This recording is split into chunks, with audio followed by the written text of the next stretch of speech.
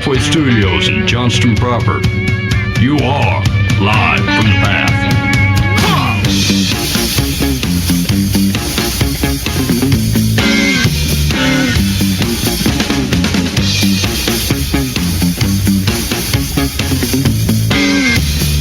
I am working man, I get things done.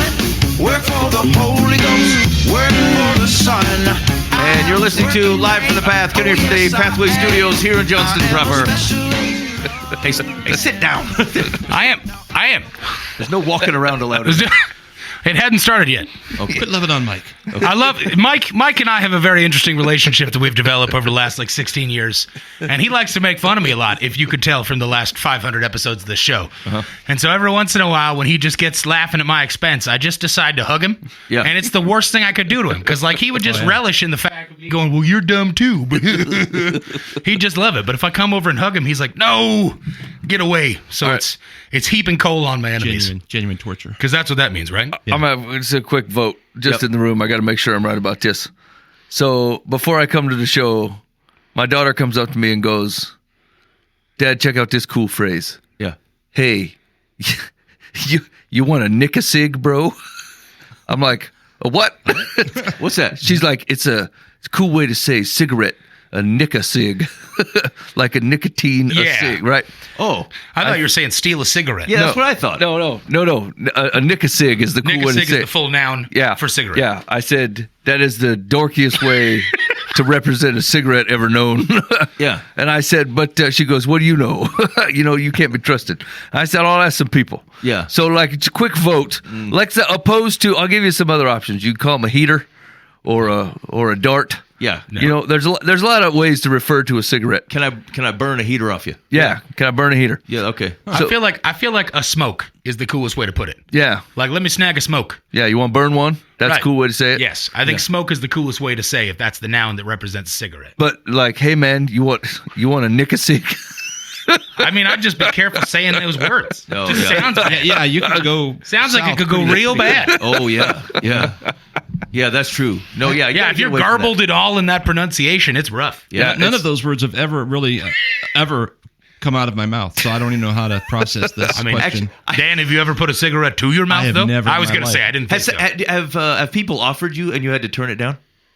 Maybe when you were So younger. my dad used to smoke, and I would steal them and I'd burn them, but I'd never smoke them. I thought they were fun to make, What? play fire and Oh, go after I thought you ants. were just spitefully going, "No, Dad, you can't have cigarettes anymore," and we're just running away with them and Well, I starting tried a to fire. tell him that too, but that didn't. That's fair. That didn't work.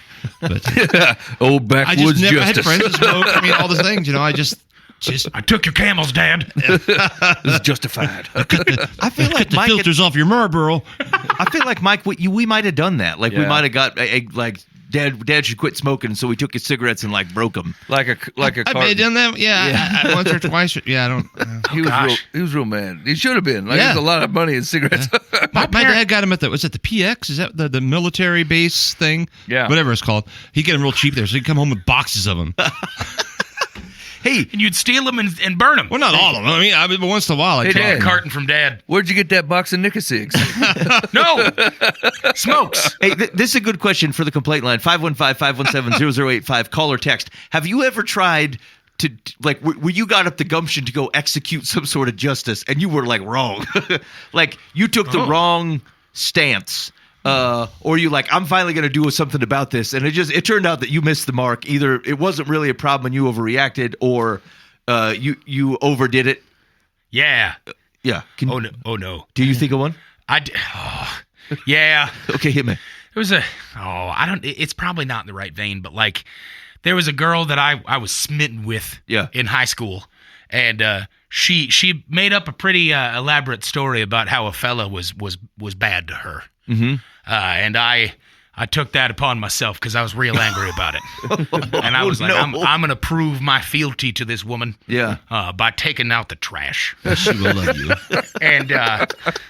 And so I confronted the fella, and it turned out it was just a bold-faced lie. Oh, no. He had done none of these things. And I mean, I was like in his face, slammed him up against a locker. Like I may have threatened to like basically like chew his face off. Like it was bad.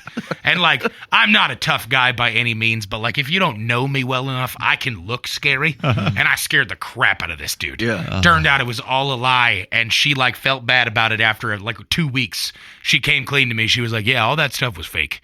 I was trying to start drama, blah blah blah, all this different crap." It turned out that like she did, and I became friends with the guy eventually, but like it was pretty stressed for a bit. Are you still friends with him?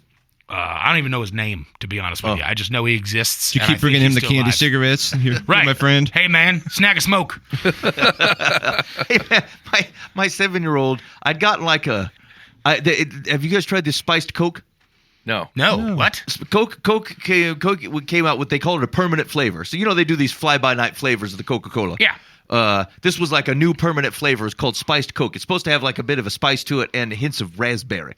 I don't care about hints of raspberry, but I thought a little bit of spice. Almost like a Red Hot? That's what I was thinking. Yeah. It's not very spicy. Like I didn't expect it to like burn your tongue or anything, but I thought it had a little bit of kick to it. Red Hot could have a little, maybe possible. Like Big Red in a drink? What's happening here? I thought it was supposed to be more like a ginger, maybe. Oh, okay. Like winter spice without some of the winter? Anyway, I get one, and I had it in the truck, and I went to go pick up my 7-year-old and her friend from a church activity.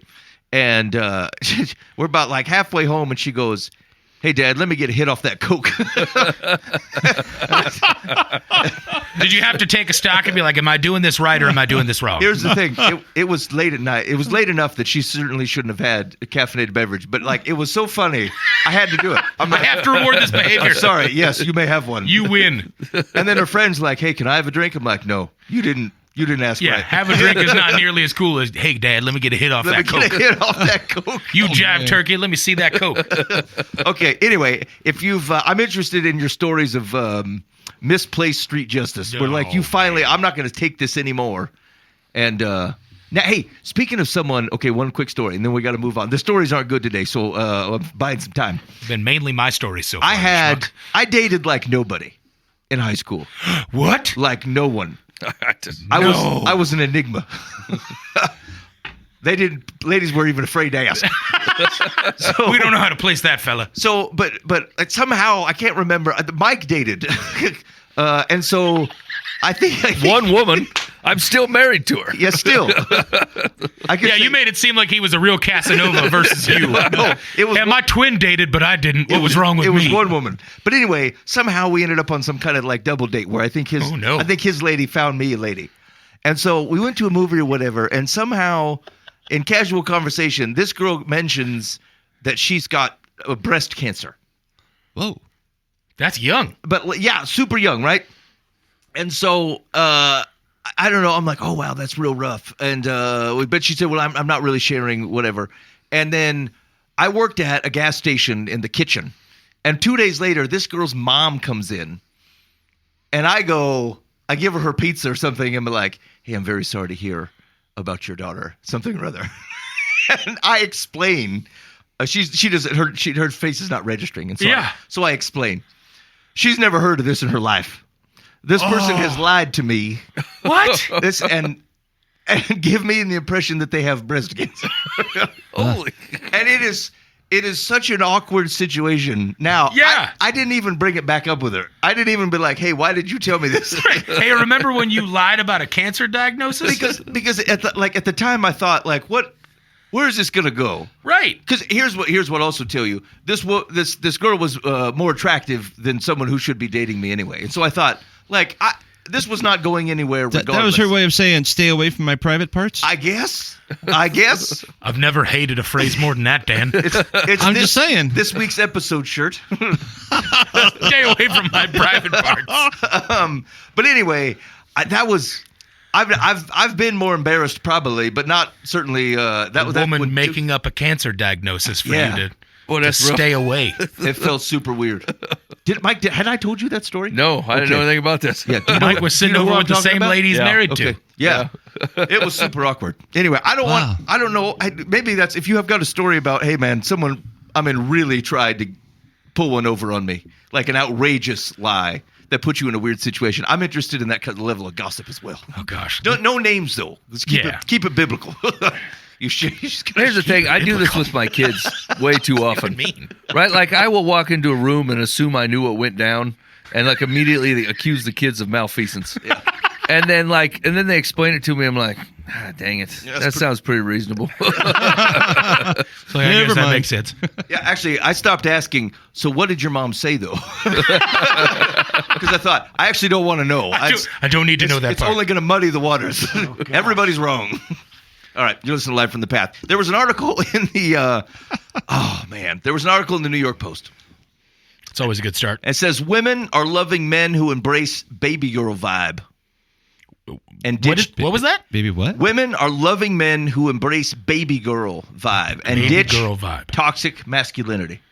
Okay. Oh, so they're Okay. fembots. Okay, here we go. Being so baby girl. Hey, you know Dan's here today, right? I know. All right. I don't know when Dad's going to show Just up. give me those softballs, baby. 3 seconds in, he's talking about fembots, so let's see where this goes. Where's my shirt? Please, stay away from my parts. So a 26-year-old 6'5" man isn't what comes to mind for most Americans when they think of a baby girl, but it is for Gen Z. What's the age range for Gen Z nowadays? Oh, Z would be like 16 and up. Okay. To like, I think 25, 26.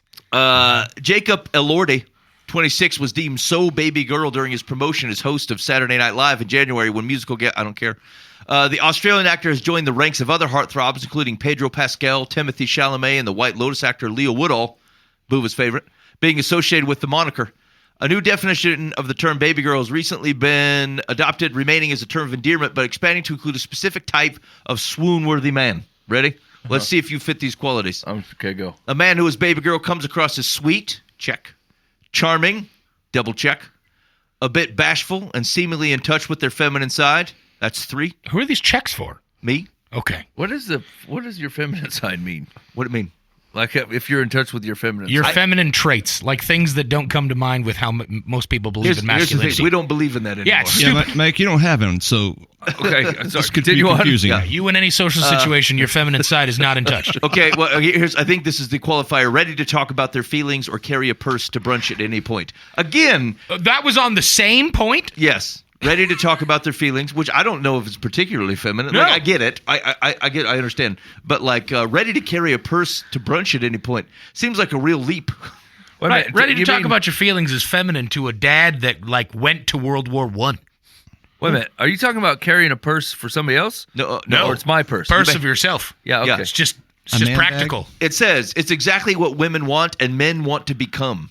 The antithesis of toxic They don't. macho masculinity. They don't want that. No, That is so dumb. I don't think anybody wants that. No. Okay, and we were talking about this a little bit before the show started, and I think this is important. This is important from a biblical worldview that we don't allow language to be misused. So most of the men, you could even start in the United States, but you expand it to the world, doesn't matter to me. Vast majority of men are working hard and providing for their family, or the primary caregivers in their families. That's true. That's true in most of the world. Yep. Very few men actually physically assault each other, even to start. Although that's higher than the amount of times of which they're assaulting women and children. Yep. Can people do that? Sure. Does it happen the other direction? Yes, of course. Of course. And so, do most men have hold most of the corporate jobs in the United States? That's true, but it's barely true anymore. But also, more men, almost all men who are in combat, almost all soldiers in combat are men. Mm-hmm. People who are doing the work, like on the oil rigs, like construction jobs, things that Trades in general. Yeah, wear out your body in blue collar trades. Most of these are men. Who are doing these type of things to pay for their to help provide for their family. Mm-hmm. The key things where you're like, there were very like toxic men who significantly mistreated people and like kings and things. How many people were kings? Not how many men were kings, but how many people were kings? Very few. Right. And everybody concept. and every man who wasn't the king was in the same downtrodden situation, under poverty level, serving the king, stamping his wheat, doing all this stuff, like as the impoverished women and children. And so like this view of the toxic nature of being a man, the traits of a man, it's bogus. It's a bogus rendering of the world. Like it's a very shallow. It basically took one small brush and it painted an entire gender with it. And frankly, I was thinking about this example today because I'd read this article earlier in the day, and even the types of things that we think are toxic masculine, like protection. Oh, it's a man.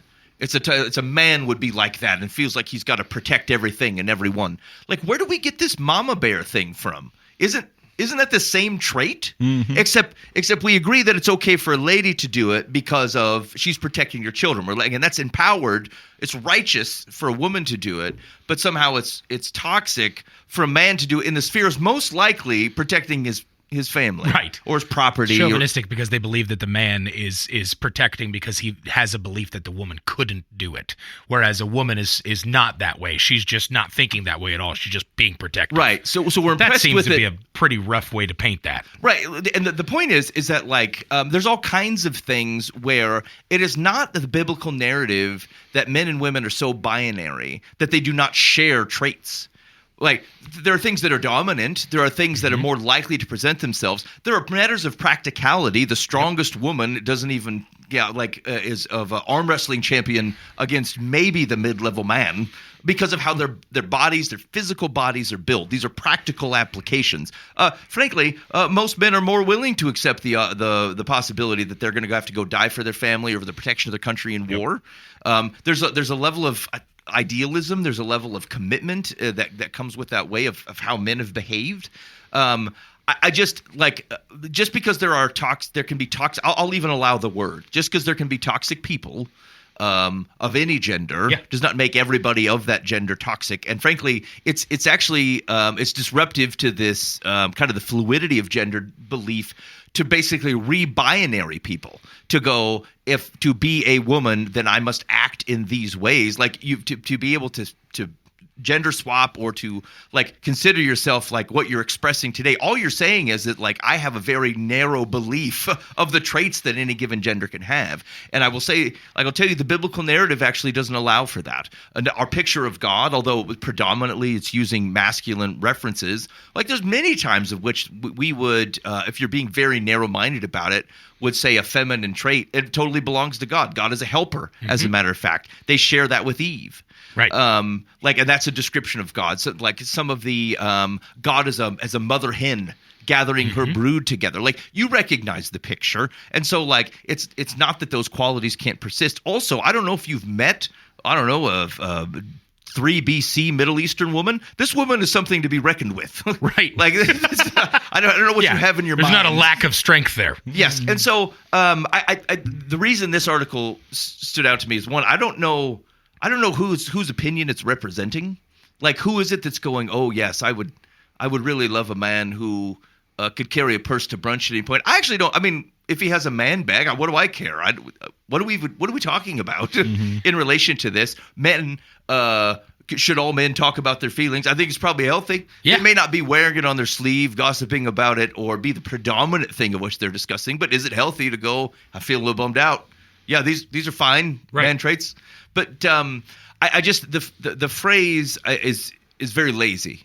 It's very lazy. It's wrong. It's just flat out wrong. And so your rebellion against toxic masculinity is a straw man for the most part. Like if you want to go hate on the guy who beat his wife who's in prison, you want to protest out the prison, I'm with you. I'll probably go do it with you. No problem.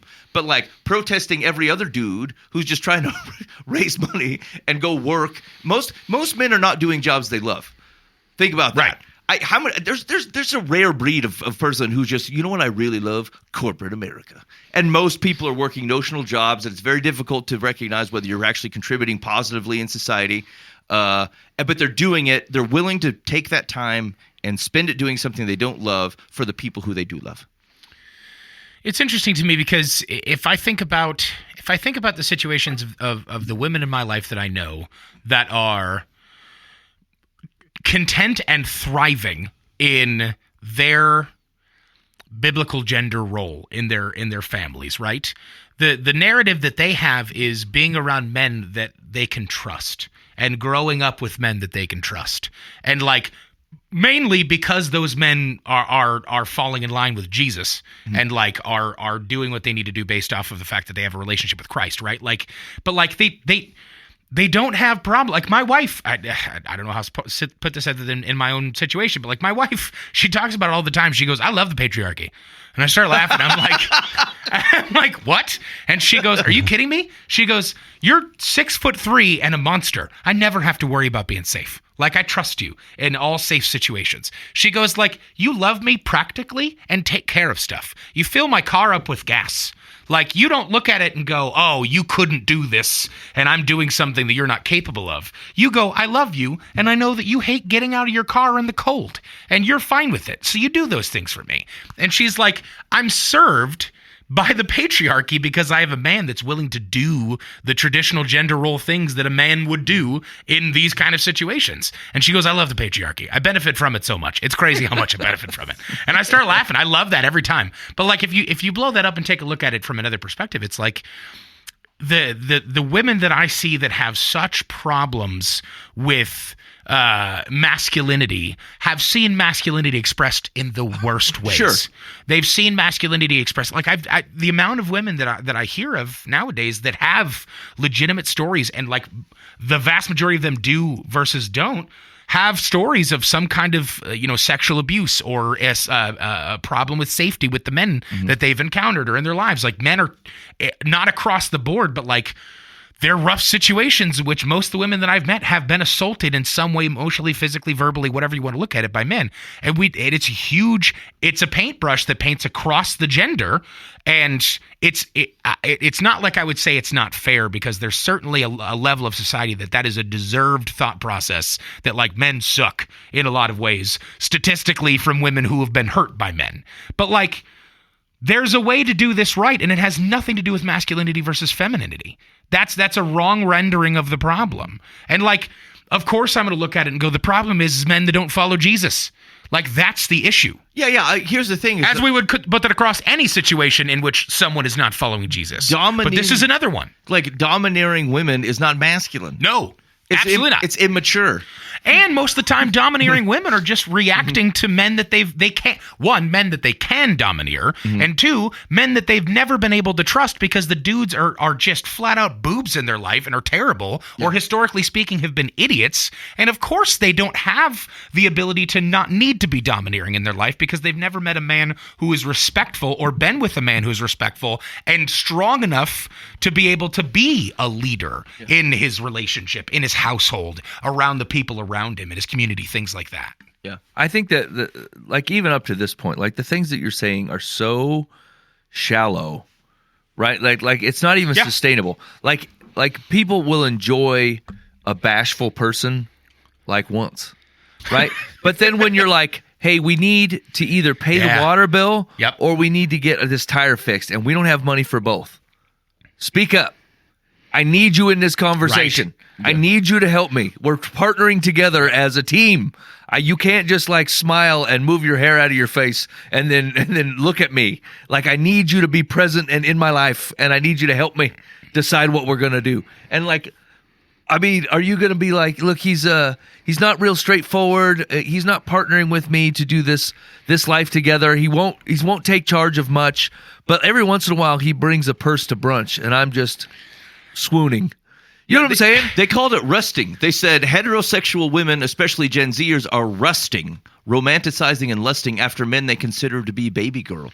It's like, wow, that house is pretty, but there's no foundation to it. There's nothing that holds it up, and the second winds blow, that thing topples. Yeah, this is the same true with the internet industry that surrounds men, right? Like the internet is chock full of ladies that dudes will want to look at. But half of them, if you wanted to talk to them for any amount of time, like, they're not your people. You have nothing to talk about. There's nothing of value in that relationship apart from you stealing what doesn't belong to you.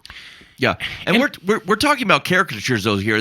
Right. Ego said, I think the definition of what is masculine is changing. Adam Cohen Asletai, director of matchmaking service, said the interesting description. Some traditional norms are shifting. Masculinity today is not about being a tough guy, but about being honest, respectful, protective, and emotionally expressive. I mean, hold on. That's how I would see a man. Yes. All men. Right. Like if you're, and I don't know what being, I mean, we're saying if you, by being tough, that disqualifies you from being honest, respectful, protective. And here's, let me tell you something about emotionally expressive. It's just not to everybody. Right. It's not to everybody. These, like most of the guys that I know who, like, if you ask their wives will tell you what that man is feeling. Yeah. Everybody else around you, probably even his kids, maybe even some of his really good friends, you may not know the things that man is dealing with. But like when he's having trouble sleeping at night or getting up early in the morning or he's not eating the way he always did, his wife knows something is going on. And he's not probably overselling it, but you'll know his wife knows. Right. He's not lewd about it. Right. You know what I'm saying? Like there's a bit of it's almost lewd to like vomit your emotions all over everybody, right? Like they go to trusted people, and like I totally understand, like men or women for that example, like just like you are vulnerable with people you can be vulnerable with, yeah. And like I think that maybe for a characteristic of dude, like the circle's just smaller, yes. Like I'm just not going to give that information to everybody. Because once again, like, you could see that it could be perceived and it can be turned around and used against me and my family. So like you don't get that level of vulnerability because not only if you take out me, you take out my family too. Yeah. Well, and there's an honesty to this though, that like there are, the sturdy oak fellas that like unhealthily will not deal with them or in an unhealthy way they deal with their own emotions or just stuff everything down. And I think that this posturing of this characterization or this caricature of a man is reactive in nature to that as well. Of like, of course, masculinity has to do with expressing your feelings because they may have societally only ever seen, the friggin' sturdy oak that never talks about anything. But like, being reactive in nature does not necessarily mean that you're right. Like it said at the beginning, like they're looking for the antithesis of toxic masculinity by going to the baby girl man.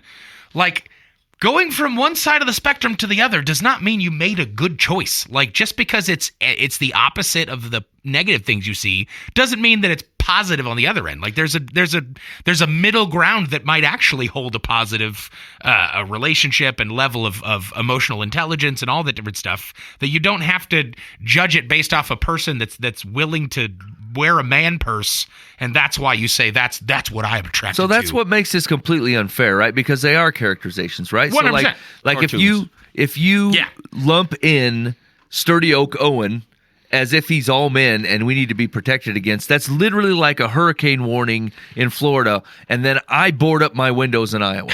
You know what I'm saying? Like it's happening somewhere. It's not happening to me.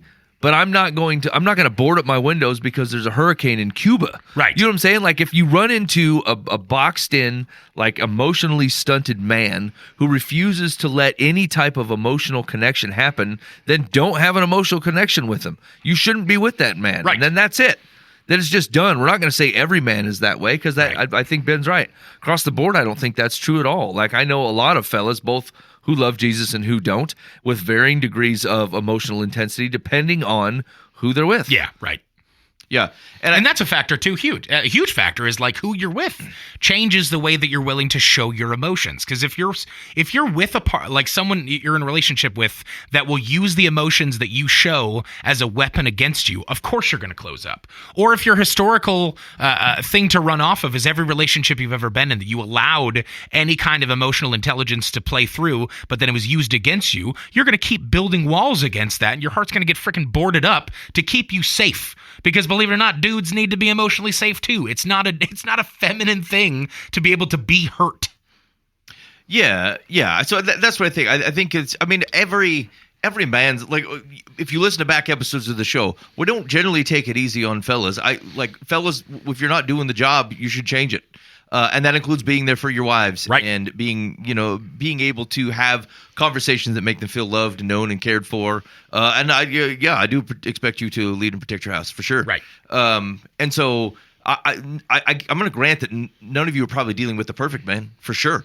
But like, I do often wonder how often people mischaracterize others because they didn't have a whole picture, right? Like you could look at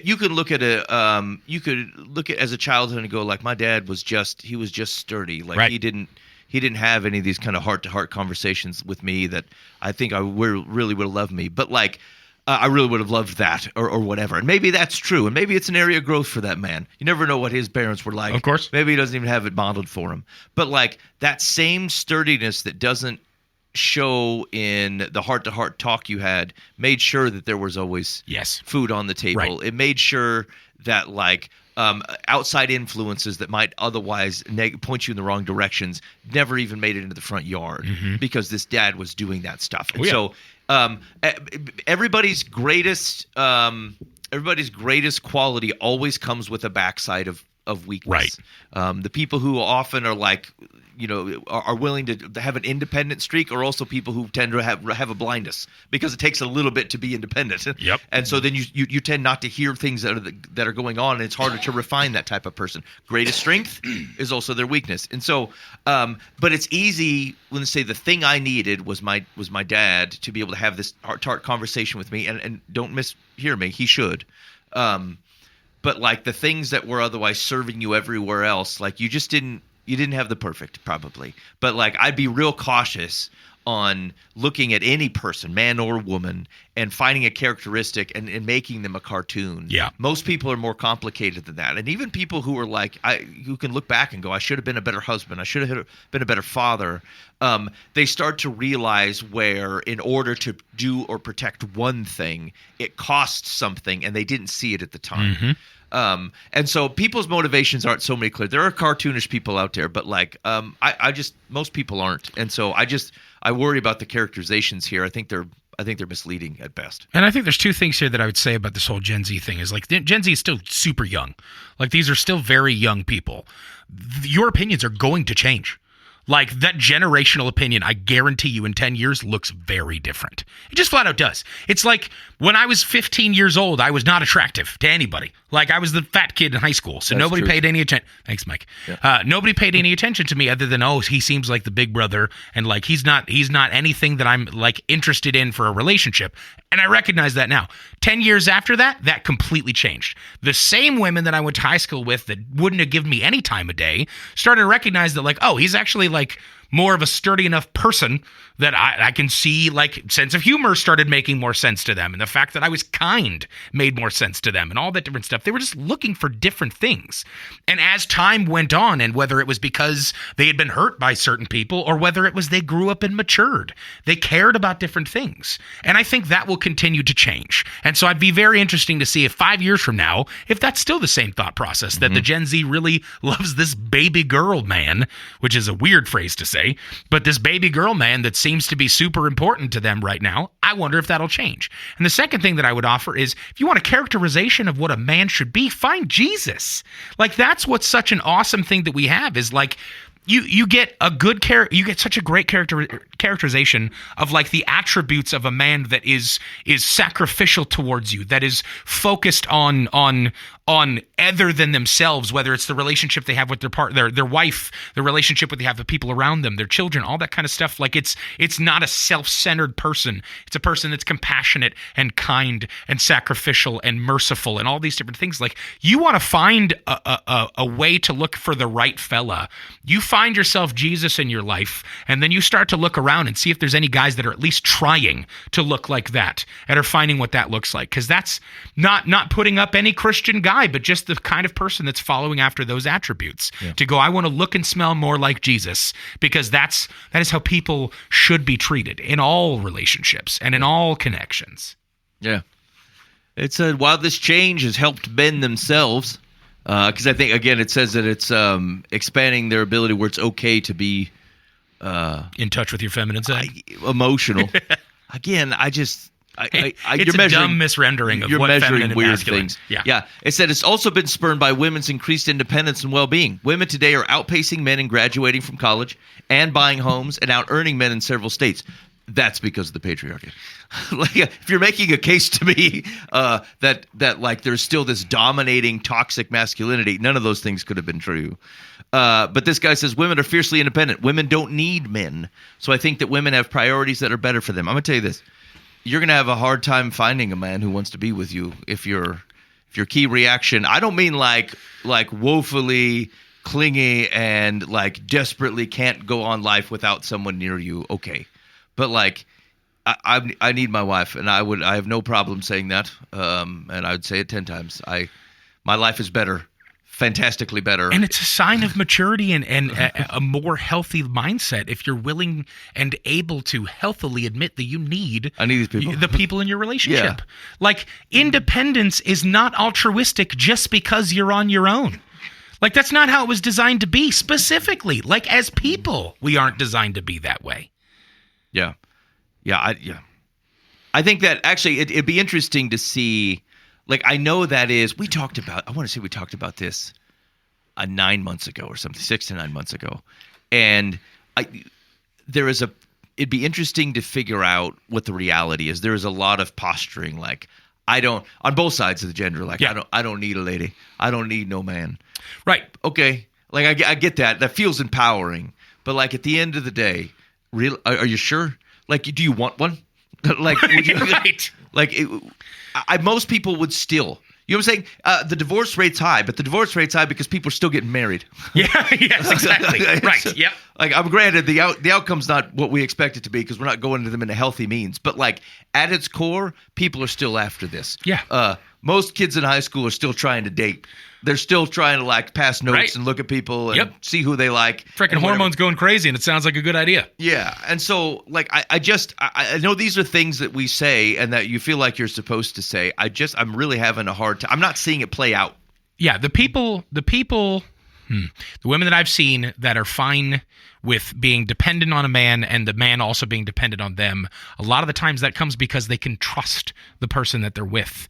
And the people that are like completely against dependence, it's because they've been hurt before. It's because they've been with people that they can't trust. And people suck. Like, that's just the flat out truth. And of course that makes sense that you're going to be walled up against that. But like, the people that I've seen that don't need to be defined by their independence are because they find enrichment in the relationship they're with because they're with someone that they can trust and someone that loves them. That's awesome. Yeah. All right. Well. So go be a man that's worth being trusted. Yeah. Yeah. And this is the last thing they said in the article. It said the overarching theme is that our rigid gender boxes and stereotypes are damaging and repressive. And again, I will submit to you that the primary defenders of rigid gender boxes are people who are trying to justify gender fluidity because the only way to otherwise describe how you've become expressing in one thing or another at any given time is by using rigid gender boxes. Yeah. And so, like, there's a great irony in that. I think, take Jesus as the example, the descriptors of Yahweh, like, our notion of gender and of femininity and masculinity as expressed through scriptures, like, there are differences, but like the rigidness of those things, as if you cannot be a woman if you also they always work the land. Right. In fact, I'm having a hard time thinking of any trait that is exclusively any given gender. Right. It was just that, like, to the extent that it expressed itself, its relationship to your physical manifestation, totally. Right. But like, nothing is like only men do this, only women feel or look this way. Like, it's a very privileged position we have to even have these discussions. Most people are like, well, I don't even know what you're talking about. I'm hoeing the garden. I don't know what you're talking about. I've got to go kill dinner. Right. Like, Yes. These are problems. I don't have time to have trouble with my identity. Right. Yeah. Yes. So, Yeah, friggin' King David is a warrior and like historically does all of these masculine things, as you'd call it, in these rigid boxes. But there's also stories of him being so distraught and broken that he rips his friggin' clothes and is like laying on the floor for days just praying in brokenness. Right. Or all the psalms he's writing of like, dude, I'm in anguish. poetry. Yeah. Right, exactly. Yeah, writing poetry about like my life is in shambles. I'm in anguish. You send like, Lord, you allow the bulls of Bashan to surround me, like whatever, all this different stuff. But is also what like has mighty men underneath his command. Like, but we would look at that and go, oh, that's toxic masculinity because David was a soldier and blah blah blah blah. Yeah, here's the thing: you could look at certain parts of his life and go, 100%. That guy acted like a real jackwagon. Yeah, but you can't paint it with just that brush. Right. I mean, like to some point though, like we celebrating like everybody's trying to find like their true self. You know what I'm saying? Well, what if your true self is emotionally withdrawn? Yeah. You know, what if your true self just does that? What if your true self is toxic masculinity? Also, what if you suck at figuring out what your true self is? Yeah, actually, it's a really good question because, like, there's a prescribed ideal here. That like everybody's like, you know, people have different personalities. Yeah. We got all kinds of sweet quizzes on the online that people can take and go, hey, I'm a this kind of, and you're not a this kind of. I'm a Hufflepuff. Yes, but like, but here's the thing that it acknowledges. Is at our bones, people sometimes are different. Yeah. And frankly, you can box off the entire United States in about 6 or 7 key personalities. And for the most part, you'll go, well, yeah, that's pretty close. Right? You know what I'm saying? And so like this great mystery, like there's an acknowledgement that, okay, we are kind of implicitly different, even if by pattern we can land in different boxes. There's not 1,000. Like every personality quiz I've ever seen, like is like 10 or under of these distinctions, and sometimes you're in like 4. Yeah. But also like it's not a this description and this kind of ideal what it looks like to be a modern man is only one. You know what I'm saying? Like you can be a perfectly viable contributor, positive man or woman in society, and not be overly expressive in your emotions. That's totally fine. It's perfectly all right. And like the question is, where did our ideal come from that says the best man is someone that's like a woman? Like that's kind of what they're getting at, right? Someone with an agenda that has it's a reaction against what they believe masculinity was and how it has offended or hurt them.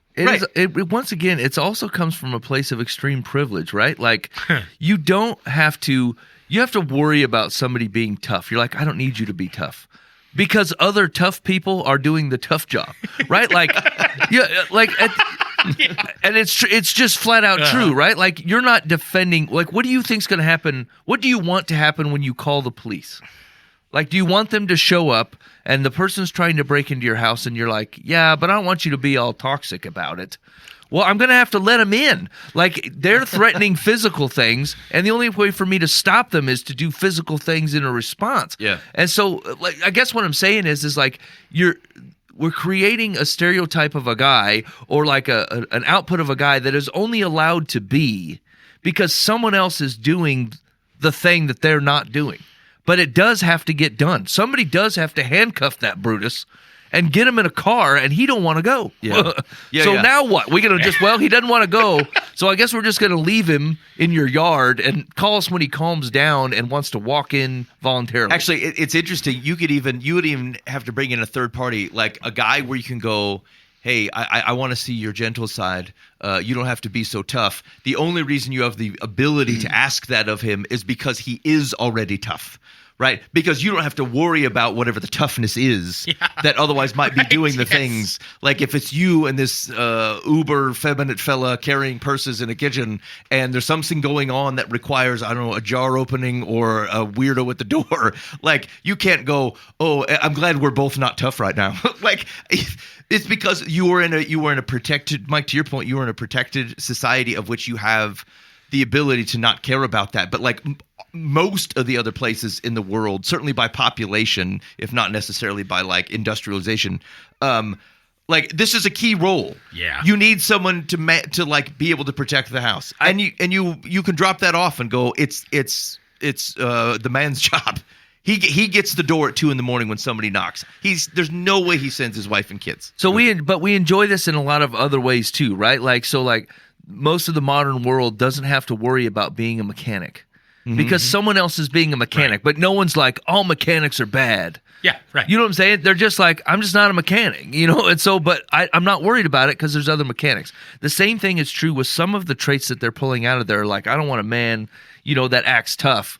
Well, but then you're not only just saying that, you're saying that the tough is actually bad. Yeah. And that, you know what I'm saying? So, like, to be fair, like, we're picking they're going to sound like archaic examples of masculinity. But the truth is like, you're only allowed to have that opinion because someone is doing all the things that you're not requiring of the man that you're talking about. Yeah, at my most gracious, I can understand the argument here because a lot of this argument against toxic masculinity, all those different things, are because people have been hurt by men before. I get that. But like, it's a misunderstanding of a more nuanced situation of how like life and reality actually goes, to where like your entitlement that allows you to be so far against this and wanting for the baby girl mentality in your men is a misunderstanding of like the baby girl mentality of your men, and the actors that you just determined are the best examples of this are not the same people that laid the concrete road you used to drive to work today. Yeah. Like, they're not the same dudes that like allow you to have an electrical grid that you can even get on social media to see what Timothée Chalamet is up to right now. Like, it's just a misunderstanding of an actual real situation versus the caricature, the comic of like Fred Flintstone plus Al Bundy equals bad man. Yes, yeah, that's right. And I don't think I do think media's not helped us here. No. And frankly, there is an extent to which men have, I think, reacted to cartoon versions of themselves and apologized as if they were actually doing that. Right. I know I would never want to act like that. Here's the thing. I'm primarily surrounded by Jesus following fellas. Okay, so the reality is like, I actually don't see this very often. Right. I see a lot of guys who wear heavy burdens trying to be the best men they can. And to serve their wives and to serve their children and to try to be this very difficult amalgamation of like perfect man, perfect woman, but in a dude's body. Right. Who's all these the different hybrid things. Like the thing that Jesus is. The thing that Jesus is. This is the burden that they're carrying. And so I don't know a lot of real schmucks. Like, I've met some, but on balance, these aren't the people that I'm seeing. And the question is a lot of times I don't want to go into it here, I don't think, but like, if you were asking women from like marriages 50 years ago, like a lot of these ladies, they're not unhappy with the marriage that they're having. They don't mind their sturdy yoke going. Right. Like, this man was great. Right. Because the way that they measured the world was on different terms.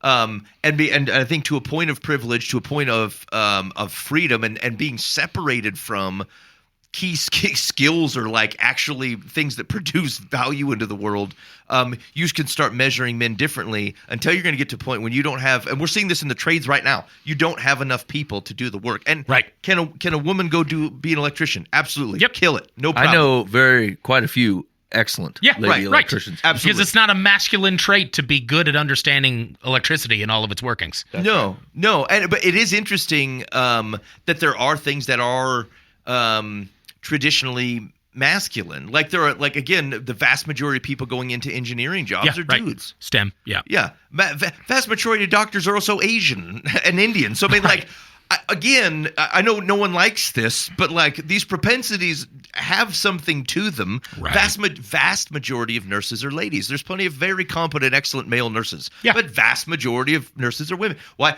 Women tend to be people who are better at caring for others. Like, there's a reason we talk about battlefield surgery. These are dudes who are like, we got to hack it off. Right. This is actually the plus in the man's column that never gets acknowledged, right? But most of the male population is okay with what they're good at and not longing to take over any other space. Right? Like, so like if someone, let's say if it's another dude says, "Hey, I designed a garden and I need to build it." The guy's like, "Great. I'll go get the stuff.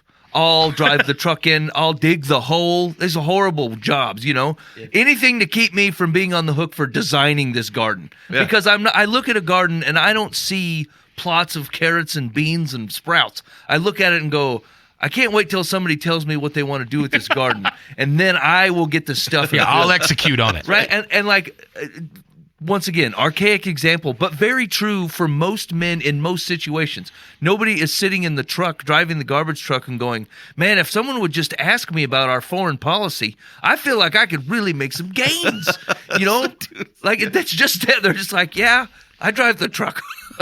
Right. Actually, the predominance of really nice trucks around here for people who are working jobs of which you're like, I don't know how these people are affording these nice trucks, are largely from fellas who are like, that's all they wanted. They actually don't even mind doing the work that they're doing for 40 years. They're just like, boy, if I could get a pretty decent truck, I would keep doing this, no problem. Yes. Like they're not posturing way beyond their. But here's the thing: it's an interesting male trait for that to be true, because it has to be able to do some of the levels of sacrifice, some of the, like, again, like, who wants to dig concrete who wants to pour concrete all day, every day? Nobody goes like, I love this, but they go, it's worth it. Look at this. Look what I can do with this thing that I'm going to earn, and I'm going to sacrifice my back and my time and all this stuff. And like that is still happening today. And like and again, there's a lot of people in notional. I have an emotional job. I work on a desk. But here's the thing: it's not fulfilling.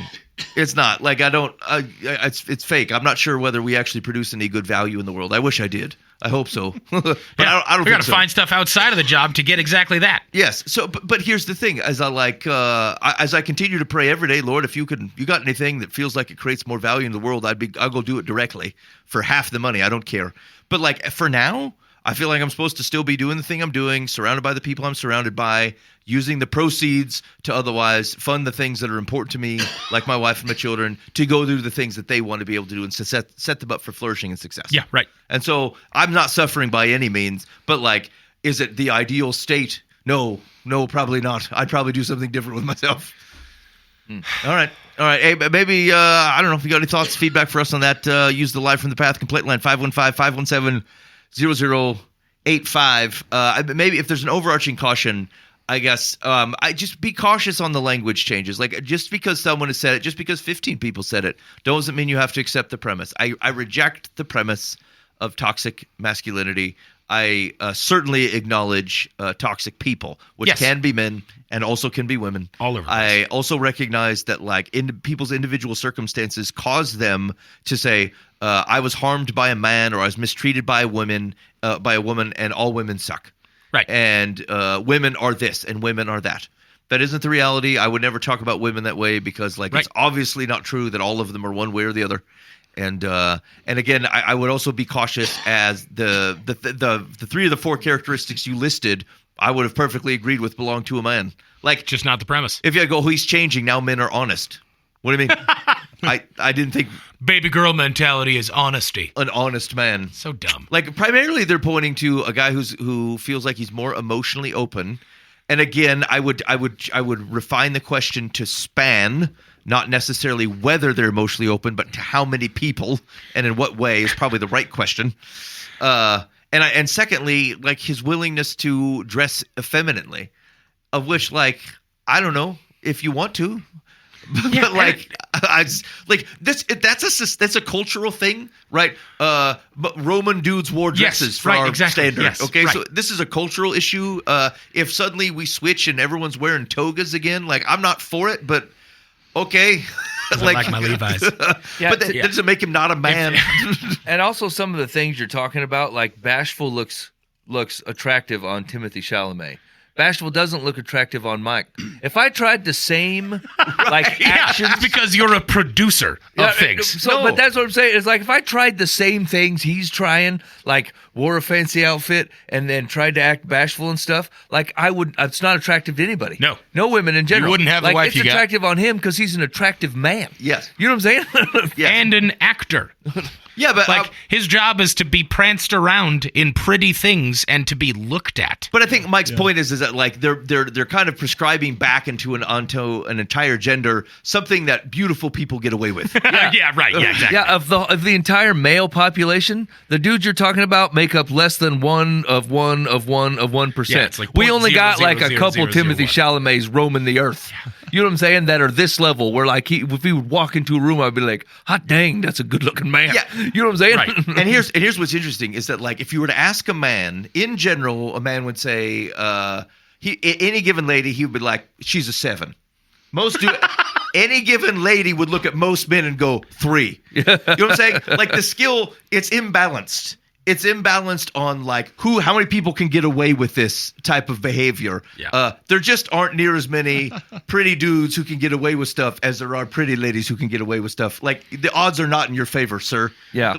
I'd stick with the corduroy. And that's all dumb anyway. My wife thinks I'm attractive, and I'm not. That's true. So, like, that means nothing. I say, Lord, send the blindness. Convince the lady. That may be taken a bit far. Anyway, if the premise of this article was Gen Z has decided that they're looking for men that are mature. Yep, makes sense. Sure, makes sense. Sounds good. Yep. Baby girl day. Now, here's the thing I would submit though. If you're looking for this man, just know this man. I hope he recognizes the value that he brings to society and is not willing to do active engagement in relationships. Of which some of the things that you're evaluating him on, he might be like, no, I don't want involved in a relationship. Of which, like, if we can't be together because I'm not willing to carry a purse into this brunch, Right. That ain't brunch at all. What kind of privileged conversation is this?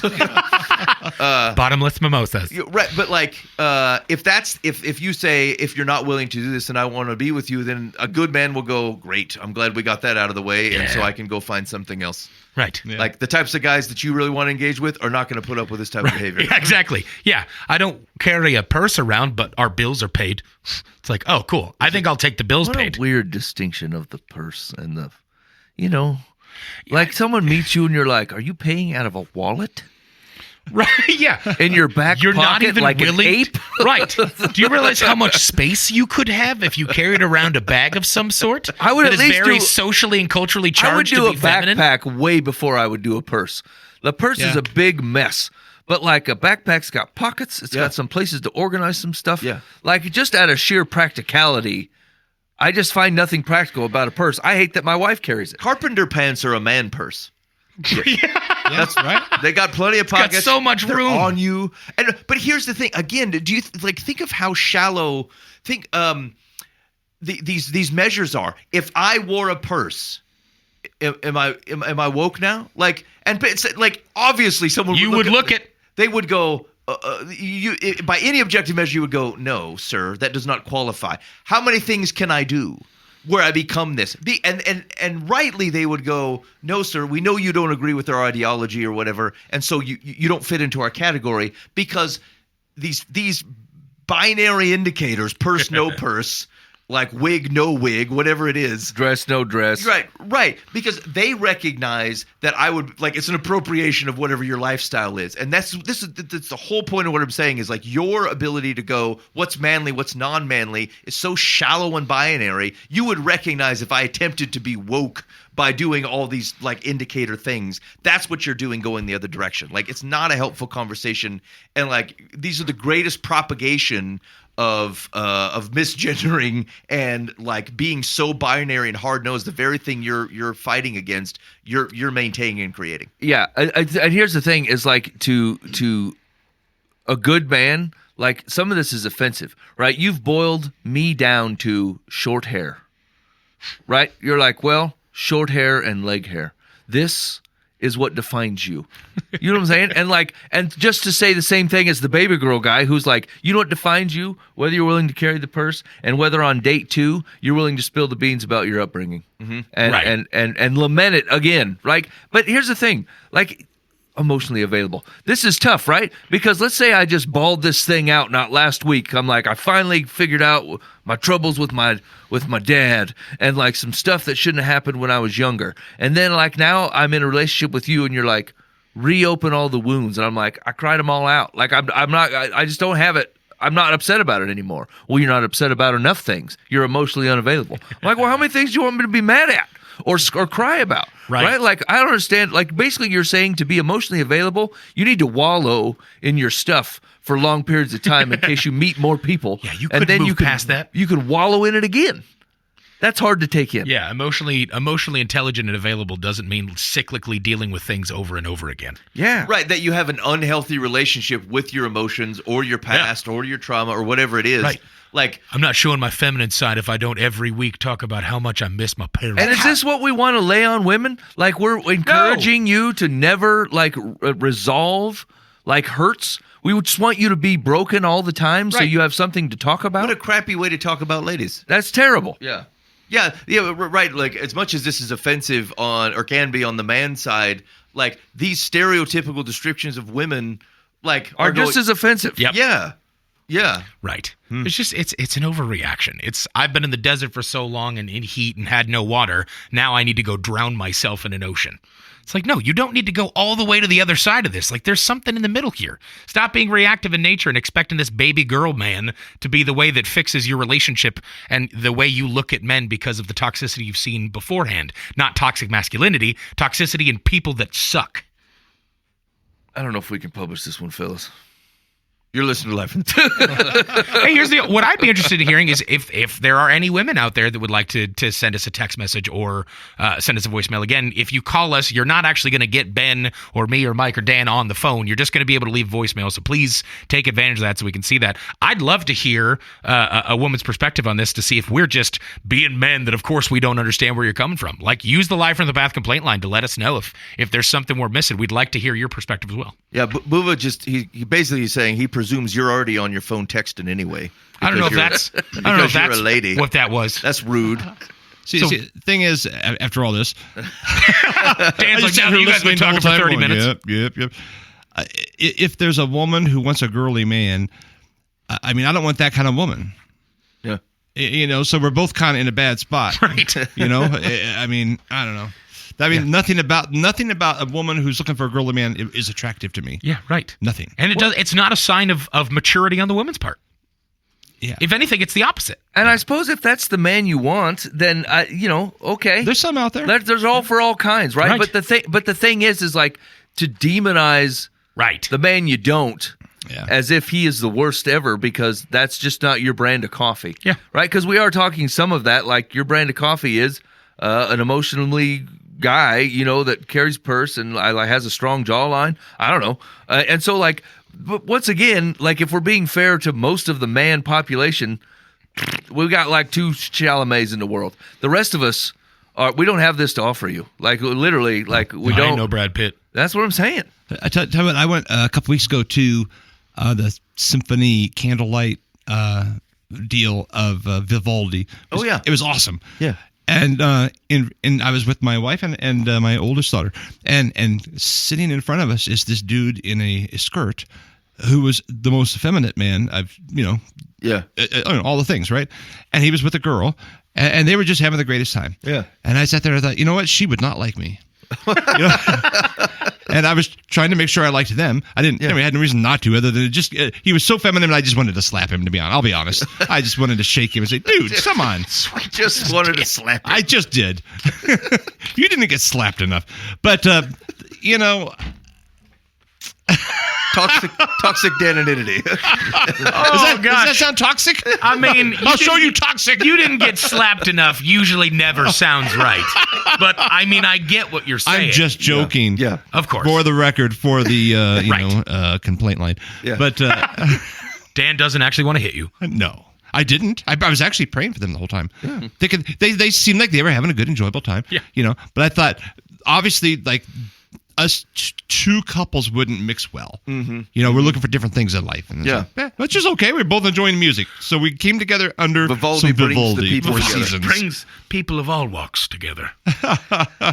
All right, 515-517-0085. Call or text. I don't know. We spend all our time on man babies. Mike, you got any advice On man babies. What was it called? Baby girl. Oh, same. Wasn't I pretty close? I don't know. Just I feel man like it babies was close. sounds weird. Either one of them are just kind of weird. Yeah, baby girl doesn't sound great, but man I feel babies. weird having said the phrase "baby girl" so many times. To be honest with you, Yeah, I checked out. I was doing push-ups, That is. mental push-ups, jumping jacks. Dan was smacking people in his mind. Okay, you ready? Yeah. Let's see if we can offend a separate group of people now. Dear Live from the Path, my husband and I have been together almost 20 years. Slap him. I used to be happy in our relationship, but over the last year or two, he has changed. He gives me no physical affection and constantly showers love on his new dog. That took a turn. I was not expecting the puppy in the life. Okay. When I ask for more affection, he accuses me of being jealous of the dog. I'm not. I love the dog too. I'm just sick of asking for more from him and not getting it. I used to feel hurt. Now I feel like maybe I should end our marriage. His lack of affection or compliments has turned me cold to him. What should I do? So by affection, she's not necessarily talking sexual action or anything, but just he's just not being masculine. Sounds right. I mean, just nice. Yeah, sounds like there's just no they're roommates, and he has a dog. Yeah. Okay, I'm gonna tell you a quick situation. We got a dog over Christmas, and I love that dog more than I love my wife. Here's what I have noticed about my behavior. When I leave the house, I say goodbye to the dog. The first person I say hello to, the first being that I say hello to when I come home is the dog. Now, I'm going to tell you why, though. I figure it out. It's because the dog's happy to see me. Yeah. I come in and the dog is ecstatic that I'm home. There were no problems during the day. Pretty quintessential dog relationship. Yes. You could literally leave the house, forget your keys, turn back around, and the dog like, is super pumped. Sweet Moses, you're back, Dad. Right. The dog is super excited. And so it took me about a week, and I caught on. I'll be like, all right, Bosco, I'm heading out. And he's like sitting there shaking his butt. And my whole family is like over here in the living room. And I noticed I did it. Dad? Well, actually, here's the thing. I'm more prone to doing it with my younger kids because if I go, hey, I'm leaving, those two kids will still come tearing out from like 2 rooms away. I'm like, Dad, bye. I have a good time wherever you're going. Right, they're excited. And so I say all that to say sometimes you just innately reciprocate. When people are happy to see you, you're happy to see them. When people when you feel like you're appreciated, I get it's a shallow relationship with the dog, but follow me. Like you're more likely to go to places where you're not at risk, where your affection is well received. And so I guess I'm cautious, perhaps, as to are we getting a full rendering of like how have you reacted to this man? Are you accusing him of not being affectionate with you? Like, I want more affection, Dale, or whatever. Like, because I mean, I'm not sure that's going to have the reaction that you're after. Mm-hmm. But it's rare. It's rare for a man to withhold physical intimacy unless one, he can't stomach it. Like it feels improper to him because he simply is not in a good relationship with his wife. 2, he's having troubles in that area and is not able to do that, and he's ashamed of it. 3, he's cheating on you. These are the 3 basic options as to why a man would withhold physical intimacy. Like otherwise, these don't tend to be the types of problems that men are having unless they're in those 3 buckets. And so, I would be wary that you're telling a whole story, or I'd ask you to look at, are you treating this man in such a way outside of the request for physical intimacy that like he's excited to see you, he feels like you're excited to see him, that like he feels not safe, but he feels like respected and cared about in this relationship. See, that's what I was trying to decide, if it was a physical intimacy thing or if it's just like he doesn't cuddle, he doesn't say nice things, hey, the house looks nice today, or whatever it is she does, whatever her roles are. Like your hair today, I see you did something different, and she's just feeling kind of alone, and maybe he's feeling left out somewhere in whatever his looking for. Yeah. And so he's reciprocating by, well, I'm just going to hold that back, even if it's unconscious, you know. And so they're kind of holding back from each other, but the dog doesn't hold anything back. Yeah, right. And which is kind of what you've been saying. I mean, it's and I get that. I have a dog, and I love my little puppy. He's my little buddy. He's my buddy, and he doesn't hold anything back. You know, he just loves me. And not that my wife doesn't, but there's times I've kind of wondered, like, man, I really like this dog. That's what I'm saying. The dog does not have the frailties of human emotions or bad days or whatever. The dog is just always never disappoint. Yeah. And I don't think that the acquiring of the dog is why things changed. Like he didn't get a dog and then go, well, but I don't care about my wife anymore. Like if you're saying you were in a loving marriage for so many years, 20 years, it sounded like, and in the last year and a half, things have changed. Like, there's very possibly an event that could have happened a year and a half ago that changed the dynamics of your relationship. Yeah. Or something happened a long time ago or had been building up and it finally spilled over a year and a half ago. Yeah. And your husband is now going, well, I guess I tried for years and years and years, or she tried for years and years and years, or whatever.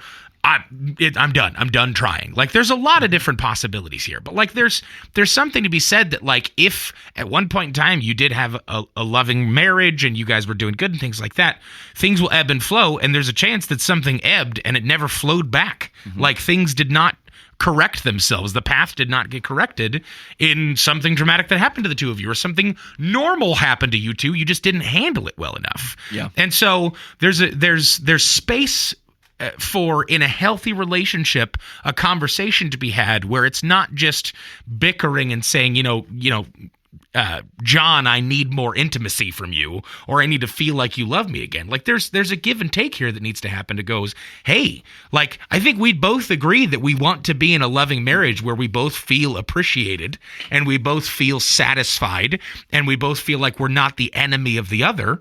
What kind of things do you think are existing in our current relationship, or things that might have changed and dynamics that may have shifted, that says that that's no longer true? And how can we find a way back to a place where we both feel loved and appreciated and respected and cared about and important in this relationship? Because those are all very important things. And those are all things that kind of just quo. Kind of sink. I mean, absolutely, yes. You got to work at it. Right, exactly. And 20 years down romance the road, you realize you weren't doing it. Yeah, romance is not easy to keep. Intimacy is not just inherently going to happen. Like, it's work that needs to be done. And if work was done on one part and not on the other, that can get distressing for one party. Suddenly you have a new puppy and everything's right, exactly. And exciting. Yeah, and if it was so fragile that a puppy can throw off the intimacy of your marriage, let's root cause this and realize that that's not it. It wasn't you got a puppy and your husband started hating you or stopped touching you. Like, there was something that happened that actually, it's more likely that when you got the puppy, you realized the difference. Like, exactly. You hadn't seen that man smiling and excited, and now he is. Yeah. Now John smiles when he's around, Fido, but can't stand when he's around me. Yeah. What's Fido doing differently than I'm doing? Yeah. Okay. Secular says, the question was, what should I do? His lack of affection or compliments has turned me cold to him. Secular says, something has changed. Your husband appears to be using the dog to stay away from you. If you can, try to get him to agree to a session with a licensed marriage and family therapist to discuss your issues. What a demonization there. Make sure they have a license. If he refuses, schedule some appointments for yourself to help you rationally decide whether you want to remain married under the circumstances. Wow. If the answer to that question turns out to be no, gather as much information about the assets you and your husband share. Oh, my gosh. After almost 20 years of marriage, and contact an attorney. Secular says, here's the 5 steps to get divorced. Oh, jeez. I mean... 1, determine if you want a divorce. If yes, move on. Let's say that they got married young, 20, 25, something like that, right? So 20 years of marriage, we're putting you at 45. Let's say that you had some kids, and like around 45 to 50, like your whole life is kind of changing. Your kids are moving out. Your health is moving, especially for ladies. And like your relationship is starting to look completely different. And Secular's first advice is to gather the assets. Go to family counseling, because he loves the dog. This seems like an overreaction. Right, the dog is a way to distance from you is such a ridiculous statement. This whole good times and in bad. Threw that out. He goes to the animal shelter and goes, I really need to get away from my wife. Where are the Dobermans? Holy cow. I mean, that is rough. Talk about a cartoon of a person. Yeah. Especially again, at that amount of time, she didn't say, "Hey, we only stuck together for the kids," because I could get it, right? But she didn't say any of that stuff, and so it does feel like even if that was not the case, like how easily you're willing to throw away 20 years worth of marriage instead of going, something changed. We need to get to let's get to the root of that. And this is maybe even a time of life change, which is complicating the matter. So this may not be easy, it may not be quick. But for heaven's sakes, are we really under the assumption that it can't be worth it? That's just crazy to me. I don't know if I would see a T-shirt that I've had for 20 years and be able to give it up that easily. That's just nuts to me. But here's a crazy idea. I mean, it could be that I thought it was totally fine what I was going to say. She's looking at the dog and saying, well, how come you're so alive around this dog? And maybe she should be asking, why don't I make him alive like that dog does? Yeah. I mean, Are you an emotional vampire for the past 10 years? You know? Yeah, exactly. It could be her. It's not just him, the jerk. Yeah, the dog doesn't nag at me every second about things that are out of my control or don't even matter. Yeah. Oh, gosh. Yeah, totally. Yes. Which it's totally a couple's conversation. I would not presume that it all exists on the guy. People don't tend to act counter to their self-interest. And again, it's a bit stereotypical, but like most guys are not withholding, not only, even if it wasn't like full-on intimacy, the things that lead up to it. Guy's not dumb. He's been married for 20 years. And so like open doors are generally things fellas are willing to walk through. And so if that's not happening, it could just be him. And again, there might be reasons for that he's embarrassed about or something. But like, I also would submit oftentimes people will look at, say, how could someone treat me so poorly? And like, a lot of times it's counter to what people actually want if that were their motivation. Mm-hmm. And so there's always something else happening. There's something else going on there that if you could get to, you at least will have a way forward. It's very rare that people are like extremely vindictive like that. They may not act in your best interest, but they tend not to act counter to their own. Mm-hmm. And that kind of thing is counter to their own best interest. Yeah. And so I think it's deeper than that. Okay. Last one. Ready? Yep. Dear Live from the Path. My boyfriend just started his first year of college. We've been together for about a year and a half. He isn't super far away, but his mom is restricting us from seeing each other, quotes, too often. Every time I go to visit him, I pay for my own train ticket. I don't really think my visiting him is affecting her in any way. We both want to be respectful of her and her wishes, but when it's possible to see him, I'd like to be able to. A relationship is hard to maintain seeing each other only once a month. He does come home for breaks and some weekends, which I am grateful for. I just don't feel she should be making these choices for us. I want to communicate to her about this, but I don't want to seem disrespectful or rude. What should I do? So this person hops on a train once a month to see her boyfriend in a college in a different place. And the mother is saying that she can't see him more often than once. I feel like once a month is pretty good for a long-distance relationship. I don't know. I guess I don't understand. She's stopping them from seeing Right, each yeah. other? Like, it doesn't sound like there's any actual stopping. Like, is she at the train station saying no? Yeah, I think she's just like, look, you need to be not hanging out with each other too often. And it sounds Not like the more than a son, month, yeah. more than anything, it sounds like the son is the problem here because he's going, yeah, Mom, you're right. Or I'm afraid of my mother and am therefore not allowing my girlfriend to come see me. Because, like, it doesn't sound like Mom is, like, physically stopping girlfriend from going. You can look at this a couple different ways, and it's hard without knowing the cast of characters. Right, yeah. Let's say it's a good mama. Yeah. She's a good mama. Why would she possibly set this restriction? Maybe the chick sucks, one. Could be. Two. Could be, and he's a college. There's going to be others. True, and maybe he's bad at school, and she's trying to give him the best chance to be a good college student and not be constantly bugged by a girlfriend who shows up on train. Maybe she's paying for the college, and he's easily distracted. Right, yes. Maybe she knows he has a puppy. He'll ignore her anyway. Yeah, right. If you just get a dog. That happens a lot. It does. Guys buy dogs to distance themselves from their relationship. Mm-hmm. Mm-hmm. Yeah. Or a relationship with the St. Bernard. Let's say it's not a good mama. Right? Like her motivations could be completely different. Yeah, right. She finds the new girlfriend to be a threat. Yeah, right. And she hates any women in his life because she was terrible and he would run away from her. Yeah. This one I think is a bit tough to answer without understanding the cast of characters. Is his name the Water Boy? I love Vicky Valancourt. So this is a grown man, not by any actual standards, but like is legally in college, is probably 18 plus. Yeah. Mom kind of doesn't really have much say, especially since he's not living with her if he's away at college. Yeah. I'd look at the dude and go like, hey, man, are you allowing your mom to stop your girlfriend from coming and seeing you? If you think you're in a relationship that you want to see your girl more often, tell your mom to shove off. And maybe that's a conversation. Not rudely, but like, just be like, right. But they can have that. And if mom's paying, she can say, well, then I'm not going to pay. Right, exactly. And then they can have that decision. It's like, okay, it's worth that to me. Yeah, right, yeah. Yeah, absolutely. Or not. Yeah, you're right. I mean, I think this is fair. There are a lot of different characters that could be cast this way, and like in weird lights and bad lights and good lights, and so it's almost you definitely need to know more. But on like this one mom's to call it assuming good. there's like no women on the college campus that will distract him. If that's distraction, if the distraction is the problem. like- But if your girlfand's just bad for you, like I just can hoping that understand it why dries on Mama the Bird vine, is maybe. like, Yeah, I'm the trying to get Jimmy away from Vicky because Vicky's terrible. Yeah. And she has more wisdom, obviously, than I think Junior. I suppose like some general advice, I guess, if whether you're a well motivated mom or not a well motivated mom, like I mean, there's some things you're not going to be able to protect your college age son from. Yep. Like You had 18 years. you don't want them to go to college their first year and screw it all up and waste a bunch of money and fail their classes and blah blah blah blah blah.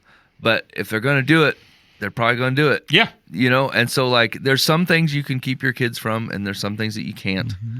And so there is, I don't know, there's a balance in there, right? And like sometimes that line is hard to set Right. and hard to determine. And so like I don't know, there's just some information missing, but if you think that he is in danger of being too distracted and not going to college, I would for sure make sure that he's paying for it. Yes, exactly.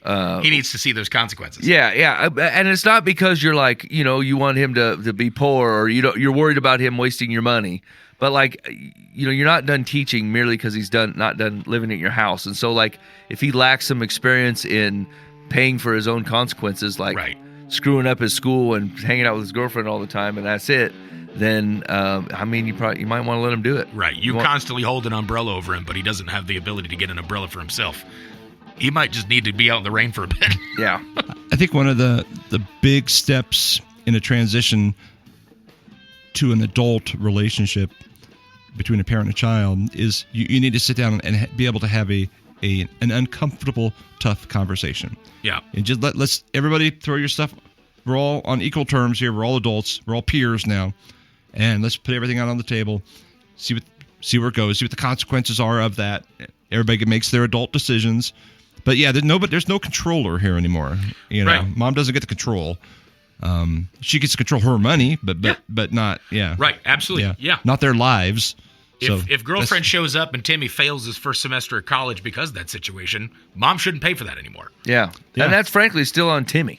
Right? That's not even the girlfriend's problem. That's Timmy doing what he's supposed to be doing. And that's any situation, not just bad girlfriend showing up and distracting Timmy. Like, Timmy just sucks in general at education or doing what he needs to do. Mom doesn't pay for school anymore. I suppose either way in this conversation, Timmy sucks. Like, one, either you're letting your mom run your Timmy, relationship. You suck. You're letting your mom run your relationship, which means that you have not... you're not handling your own and you shouldn't situation. be in a relationship with anyone else. Or two, your mom's right and you're too easily distracted and can't do your homework unless someone locks you in a room and keeps all distractions out. Either way, Timmy, you need to do better than you're doing. Yeah, you should probably come back and do a community college year nearby mom. For sure. Secular says, I'm excited for this. Your boyfriend's mother wants to be sure her son concentrates on his education with as few distractions as possible. She may also be fearful that the two of you are becoming intimate before you are mature enough to manage the consequences. If you are smart, you will refrain from having the discussion you are contemplating. If the visitation schedule is too restrictive, your boyfriend is the person who should talk to his mom about it. Oh, yeah, okay. Yeah, I think we can agree with that. And you should get married as soon as possible so that you can take my 5-step process in getting a divorce. So you can look at the assets you've accrued over the 6 months of marriage, determine whether or not you still want to be in the marriage, and then get divorced as soon as possible, as long as the person you're consulting is licensed.